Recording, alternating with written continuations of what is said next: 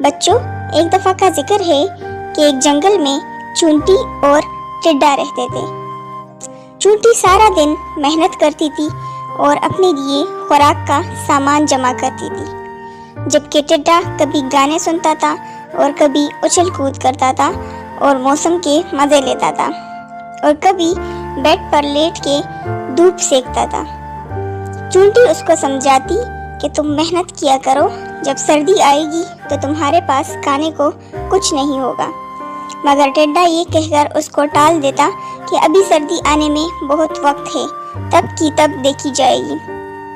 چونٹی اس کو سمجھا کر چلی جاتی کیونکہ اس پر کوئی بات کا اثر نہیں ہوتا۔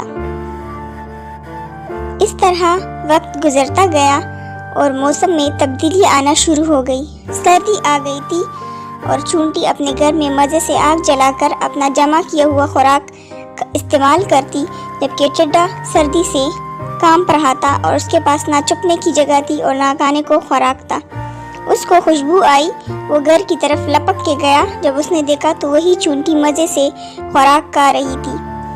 ٹڈے کو بہت زیادہ افسوس ہوا اور اس نے سوچا کاش کہ میں محنت کرتا تو آج مجھے یہ دن نہ دیکھنا پڑتا۔